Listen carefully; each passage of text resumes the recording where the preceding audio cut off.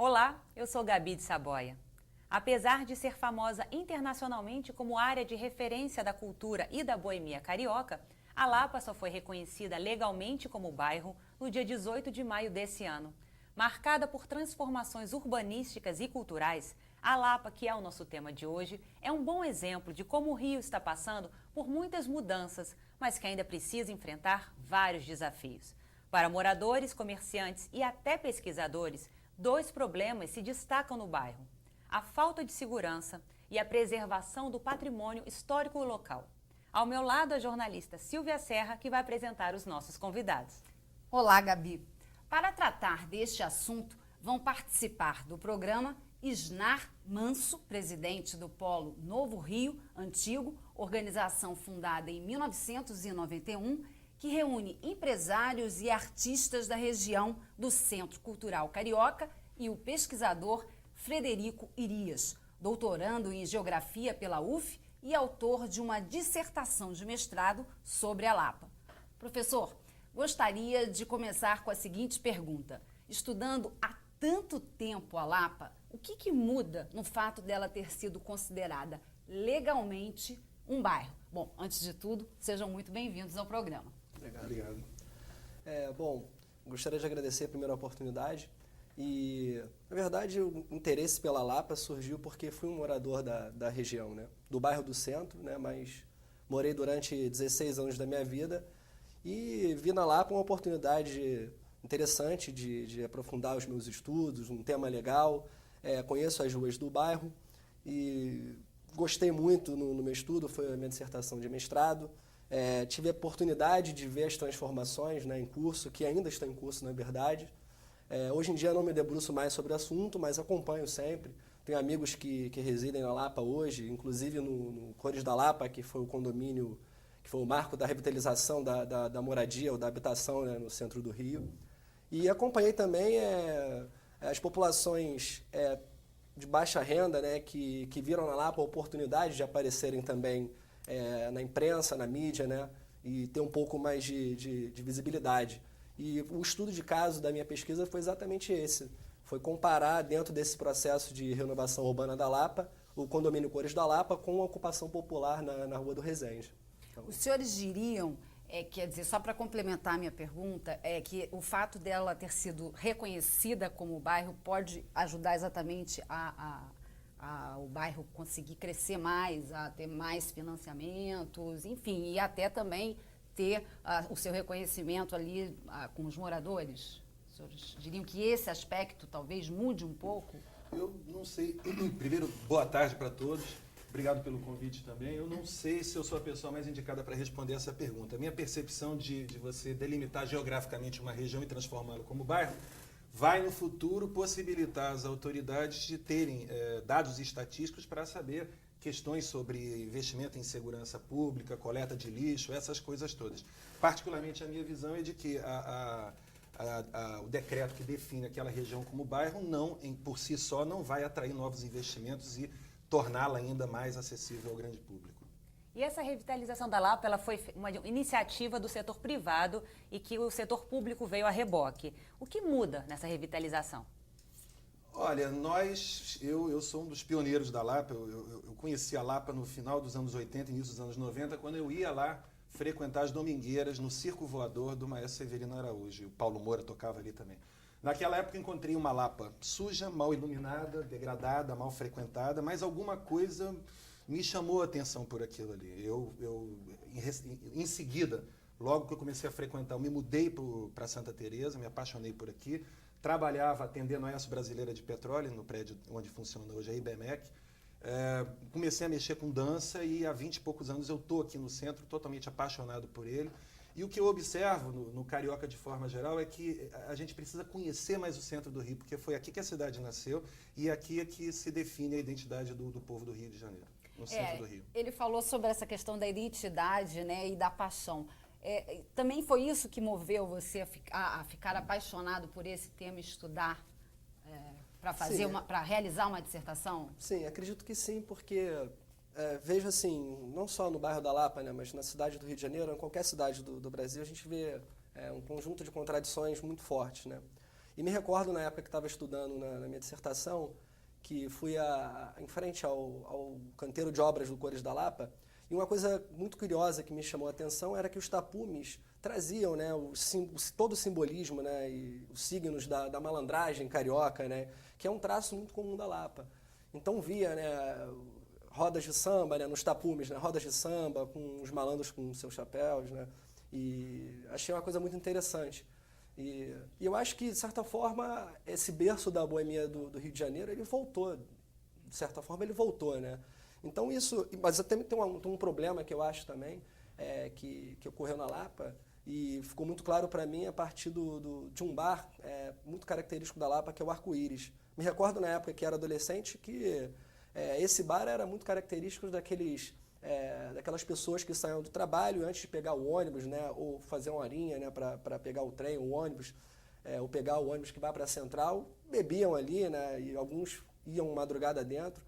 E depois de um certo processo, né, de uns 3 anos que eu estava estudando, eu percebi que aquele bar que foi renovado, reconstruído, né, hoje abriga um outro público, é um público universitário, né, da nossa cidade, e muitas pessoas que vêm de fora também, muitos turistas, né, e vejo isso como uma coisa positiva, né, apesar de entender que há um conjunto de contradições ali nesse bairro, na Lapa, que virou um bairro, né, mas vejo como uma coisa positiva também, de certa forma. E a Lapa tem recebido muito investimentos em infraestrutura, mas ainda tem problemas como roubos, furtos, vendas de droga. O que pode ser feito para melhorar a segurança nessa região? Olha, eu acho que é um conjunto de ações que devem ser articuladas pela sociedade em geral, mas com o poder público, né? Você acabou me perguntando e eu não desenvolvi a questão.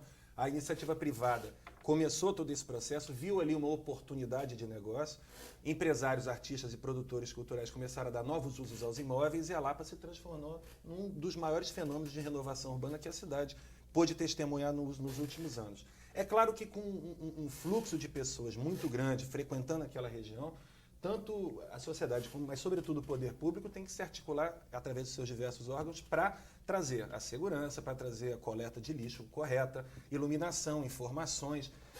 E isso é um trabalho que a gente não vai conseguir de uma hora para outra atingir os objetivos, mas é importante a iniciativa privada e o poder público andarem de mãos dadas nesse sentido, identificando, mapeando esses problemas e tentando achar soluções para eles.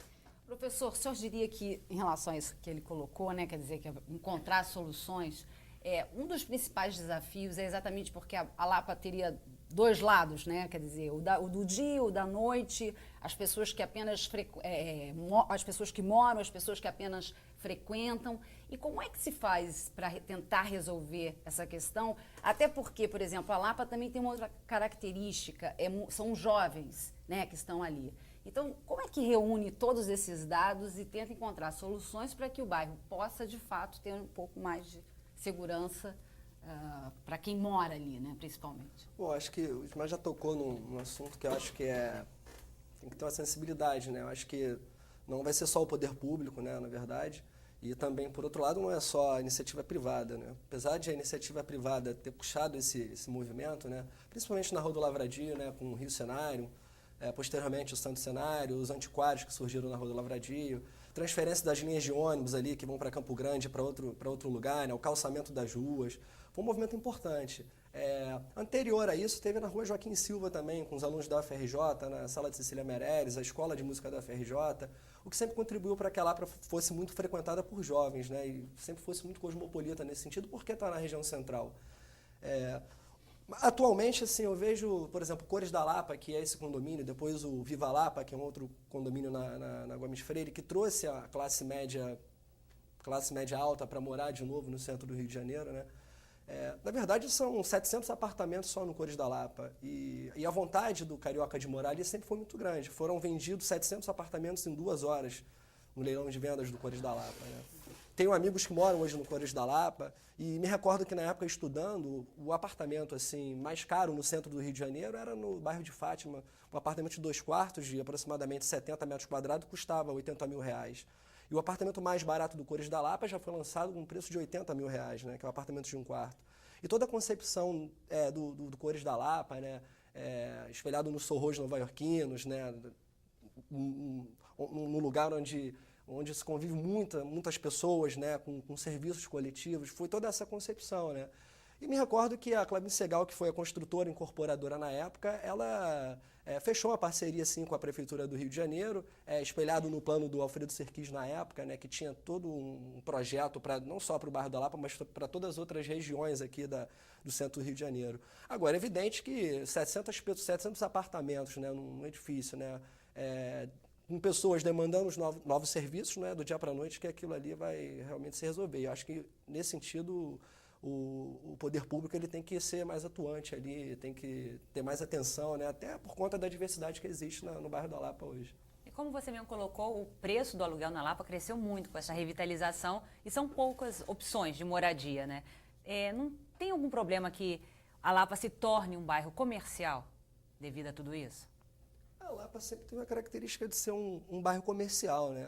Acho que o que mudou foi comercial. Apenas comercial. Só né? comercial, quer dizer. Inclusive, essa palavra da revitalização, né? Resgatei uma autora que eu acho importante, foi ministra das cidades, inclusive, que é a Hermínia Maricato, e ela trabalhava com um jogo de palavras que era revitalização, reabilitação e renovação, né? Para mostrar a diferença dessas coisas. Porque quando a gente fala revitalização, dá a ideia de que não existia vida na Lapa, né? Sempre existiu, mas foi essa vida do comércio, do bairro que funcionava durante o dia e que à tarde e à noite era um bairro mais deserto, né? Para o final da tarde e início da noite já começava a se tornar um bairro mais deserto, né? Justamente o lugar da boemia, da malandragem, né? Com alguns problemas, né? Isso acho que já vem mudando um tempo já na Lapa, né? Apesar de por ser um bairro frequentado por muitas pessoas, já vem mudando com o tempo. Agora, Isnar, por exemplo, de que forma o senhor acredita que a iniciativa privada pode também contribuir para ajudar na questão do patrimônio histórico-cultural que a Lapa tem, né? Quer dizer, que é uma parte importante que também vai contribuir para o próprio comércio, né? Existe hoje não, há cerca de 25 a 30 anos, existe um órgão chamado Corredor Cultural que toma conta é um órgão normatizador de cerca de 3 mil imóveis que existem no centro, que são os imóveis antigos e que nas fachadas dele, no interior, encerra a história da cidade. Eu acho que existe um estímulo, um incentivo fiscal para os inquilinos ou proprietários que queiram manter esses imóveis em perfeitas condições. Esse foi um dos motivos pelos quais a gente tem tido muita procura de pessoas que querem estabelecer negócios na região da Lapa, mas de forma geral no centro, sobretudo agora também no Porto Maravilha, que o prefeito está com muito carinho cuidando daquela região, que é uma porta de entrada importantíssima para a nossa cidade.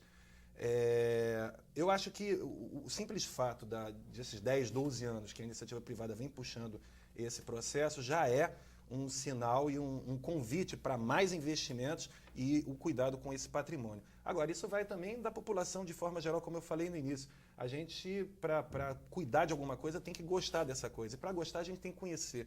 Então, no Polo, a gente defende muito a ideia, a importância de fazer uma difusão desses patrimônios culturais para a cidade toda, para que a gente possa ter mais carinho pela cidade e aí cuidar mais desses patrimônios históricos, entendeu? Acho que agora a gente vai para um pequeno intervalo, daqui a pouco a gente volta.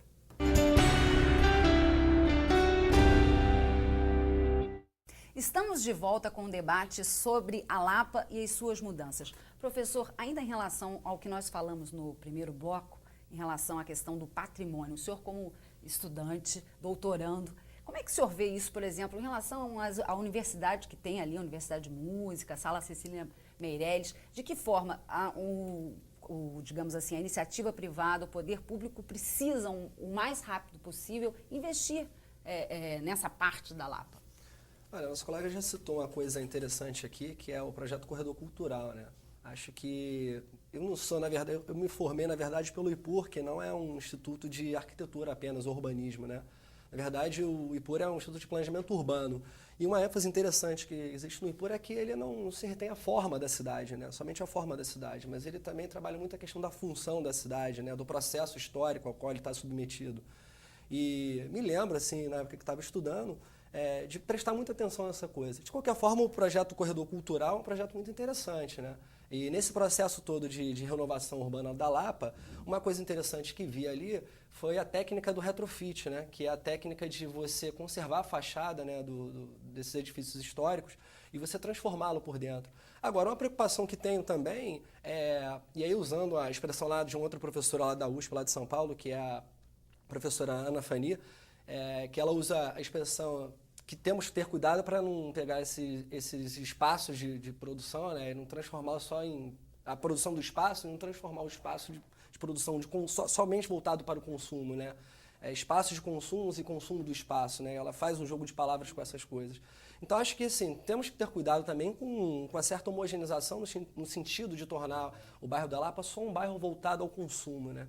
Então, a preocupação que tenho é essa, né? Porque sempre foi um bairro voltado ao comércio, mas já que tem essa história toda, né? Essa coisa cosmopolita, né?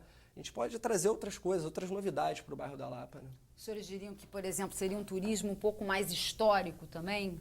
Com certeza. Eu ouvi um dado recentemente, não me lembro onde, de que depois da Zona Sul, o centro é a área mais desejada a ser visitada por tanto turistas estrangeiros quanto nacionais. Não me surpreende muito esse dado, porque no mundo cada vez mais globalizado, quando você viaja, o que você quer ver é o que a cidade tem de mais particular. E a Lapa e o centro do Rio oferece essa oportunidade. Então, é isso que o Fred falou, de a gente ter o cuidado para que ele não seja só um bairro de consumo. Eu concordo plenamente com ele. Eu acho que um turismo histórico, né, é fundamental, tanto para turistas nacionais e estrangeiros, como, por que não dizer, para o próprio carioca. Conhecer o centro do Rio mais a fundo. Temos um bondinho ali, né? Pode ligar o bairro da Lapa, Santa Teresa, né? Que vem passando por esse processo também. Esse né? é um projeto antigo que seria maravilhoso. O bondinho de Santa Teresa vira essa até tragédia do bondinho no Rio de Janeiro, né? É um absurdo. Um bairro histórico, né? Ligado ao centro do Rio de Janeiro, né? Então... E como é que você, esses projetos como o Corredor Cultural e a associação que você preside, vem trabalhando para influenciar e também pressionar até o poder público para manter essas particularidades da Lapa e fazer a Lapa crescer ao mesmo tempo? Bom, o Polo Novo Rio Antigo, ele tem dois pilares. Ele trabalha na capacitação profissional dos funcionários e, por que não dizer, dos próprios empresários, porque a gente não nasce sabendo ser empresário, e também na ordenação urbana, porque cada vez que o fluxo de pessoas aumenta numa determinada região, a gente tem que ter excelência nos serviços e tem que ter ordenação urbana, né? Então, a gente pegou uma região que estava muito esvaziada, ela foi rapidamente, num período muito curto de tempo, foi se tornando destino turístico. Então, como a gente já tinha falado, também se tornou atrativo vir morar no centro, então existe uma demanda de pessoas muito grande por serviços no centro do Rio e o poder público realmente tem que atuar nesse sentido de viabilizar todo esse serviço. O Polo trabalha juntamente com a subprefeitura do Rio. Hoje nós temos o prefeito Luiz Cláudio, recém-nomeado pelo prefeito Eduardo Paes, que está fazendo um excelente trabalho. Ele vem já da zona portuária, então ele tem um conhecimento dessa dinâmica do centro. E a gente trabalha junto com os outros órgãos diversos da prefeitura, como o Corredor Cultural, que funciona ali na rua da Constituição 34. Órgão esse dirigido já há mais de 25 anos por uma competentíssima arquiteta chamada Maria Helena Maquilari, e com os diversos órgãos, ordem pública, controle urbano, assistência social, que a gente tem um problema grave aqui na Lapa também, que é moradores de rua. É um problema delicadíssimo, porque são seres humanos. Eu acho que é um dos grandes problemas que a gente tem. E como lidar com isso? É muito difícil.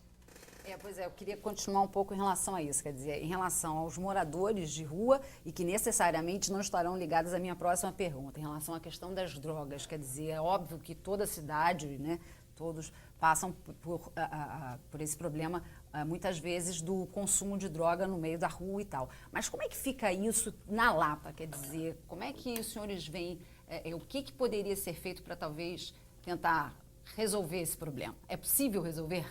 Eu acho que é complexo o problema, né? Mas eu acho assim, o que eu tenho reparado na Lapa, sou um frequentador da Lapa hoje em dia, né? O que tenho reparado é que, por exemplo, o comércio ambulante está cada vez menor na Lapa, né? Acho que tem um policiamento maior. A questão da iluminação mesmo, né? A questão de recuperação dos casarões e de esquinas que estavam abandonadas. E esse processo todo vem acontecendo na Lapa, né? Agora, realmente é um lugar que está sendo mais frequentado, né? Que, por consequência direta disso, né? Atrai mais, né? Mais problemas também, né? A quantidade de pessoas que frequentam a Lapa hoje é um bairro que funciona 20... Acho que não existe outro bairro no Rio de Janeiro, talvez o Leblon, né? Que funciona 24 horas por dia. E a Lapa é um bairro hoje que funciona 24 horas por dia, né? Qualquer dia da semana, 24 horas por dia. Talvez feche um bar ou outro, mas ela funciona 24 horas por dia. Então isso exige do poder público, né, um olhar mais focado para aquela região ali, para o bairro da Lapa. Mas eu acho que só nesse corredor da rua Riachuelo, Mendes Sá, né, onde tem esse burburinho mesmo, Joaquim mais recente, Silva. Né? Joaquim Silva, né, que são os lugares que são mais frequentados por turistas, né, que tem incidência dessa coisa. Se você for um pouco mais para descendo a Mendes Sá, por exemplo, o bairro da Cruz Vermelha, eu acho que não é esse bairro 24 horas, né? Acho que está no sentido de, né? Mas ainda acho que não é essa coisa toda. Mas isso exige do poder público, né, uma ação mais enérgica mesmo, de estar observando isso, né, e de estar, porque é o poder público, né, de estar fazendo política pública para essa população também. Né. Me recordo que quando entrevistei o Antônio Corrêa, perguntei para ele qual era o projeto para habitação que existia no centro da cidade, e aí no centro como um todo, não só na Lapa. Né. E ele me disse que tinha um projeto Novas Alternativas, né. E, na verdade, ele me disse e reconheceu isso, que só atendia 5% dessa carência, né, que existe para habitação de baixa renda. Vale lembrar que somos cercados de morro, né? O bairro da Lapa é cercado de morros, né? E para muita gente é opção sair do morro, né? Que agora estão pacificados e tal, né? Mas era a opção morar no centro da cidade, na Lapa, nesses bairros que eram bairros que estavam esquecidos, né? Que não tinha toda essa efervescência que tem hoje, né? E era uma opção para essas pessoas, morar nos sobrados que eram abandonados, né? Em péssimas condições e etc. Desculpa, essa questão da droga, eu acho que tem que ser trabalhada de duas formas. É um trabalho de enxugar gelo, que tem que ter a fiscalização permanente da polícia, óbvio, mas tem que ter um trabalho paralelo de educação. E isso a gente não vai colher na próxima geração. Isso vai ter que ser trabalhado para que é um processo lento, mas que precisa começar. Quanto antes começar, mais rápido a gente vai colher esses frutos. Então é um trabalho realmente de formiguinha, enxugar gelo dali, coibir o uso e trabalhar a educação no sentido de mostrar que as drogas não são benéficas para a saúde. Eu ia justamente perguntar sobre isso, perguntar se o crescimento deveria ser mais ordenado e articulado com outras áreas como educação, cultura, do que está sendo. É um problema muito complexo. Isnar, você diria que a Lapa hoje é uma síntese da expressão da cultura do Rio de Janeiro e até de um resgate cultural mesmo da cultura brasileira e para vários preços, gostos, né?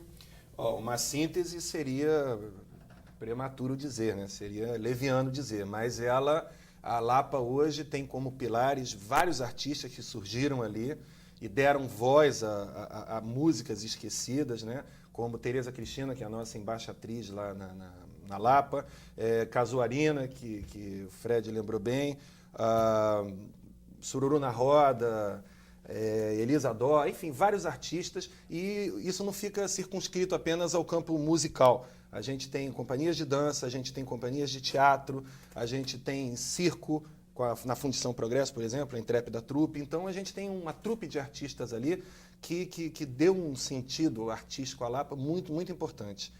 E a Lapa, a produção artística da Lapa, ela é para todos os bolsos, ela tem diversidade.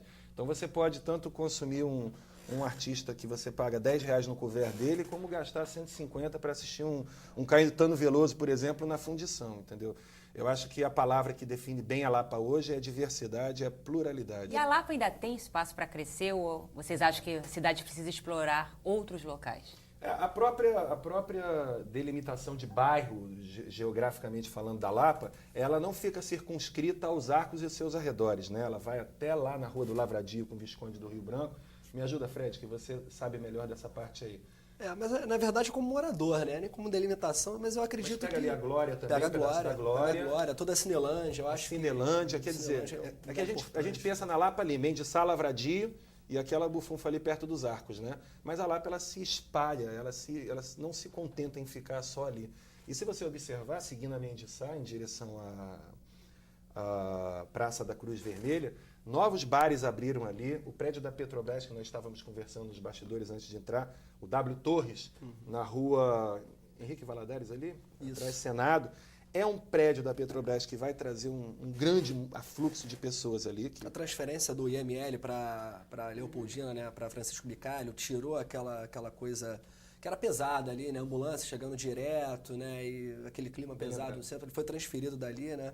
Bem lembrado. Então, acredito que o projeto é esse, é que a Lapa ela desça a Mendiçá em direção lá ao Sambódromo e resgate essa história do samba para o Rio de Janeiro, né? Essa coisa legal, contraditória, né? Tem suas contradições, mas como qualquer lugar, como qualquer espaço, isso é uma coisa, né, que deve ter sempre Uma olhado. crítica que o senhor faria, por exemplo, quando o senhor diz que há contradições, é que exatamente existem poucos dados sobre um bairro que ficou tão esquecido e, ao mesmo tempo, o senhor diria que ele que alavancou, talvez, toda essa mudança que a gente percebe hoje no Rio de Janeiro? Me recordo que quando estava estudando na minha dissertação, recorri a uma bibliografia interessante sobre vazios urbanos, né, nos centros urbanos como um todo, né?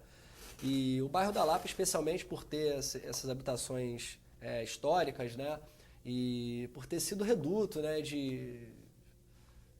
dessas populações pobres mesmo durante muito tempo, que não foram olhadas até pela expansão da cidade, né, que foi em direção à Zona Sul, em direção à Zona Norte, né, e o centro ele perdeu essa vocação habitacional, e isso fez com que as populações mais antigas, que já moravam ali no centro, ficassem também esquecidas, né, e sempre foram populações de baixa renda, né, ou de uma classe média baixa ou de baixa renda, de maneira geral.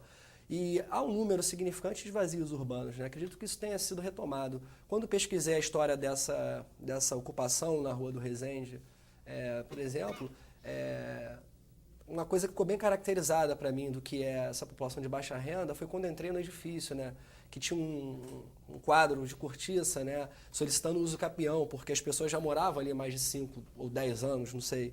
E a conta de água, de luz desse edifício era uma conta que era paga coletivamente, então tinha o valor da conta de luz ali embaixo.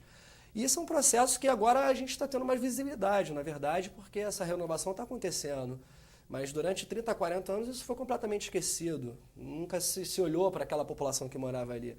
E talvez ela esteja tendo mais visibilidade agora porque a especulação imobiliária, né, a iniciativa privada, o poder público está dando uma atenção maior, né, na construção desses edifícios, né, e de tudo que está acontecendo no bairro, né. Então acho que é por aí.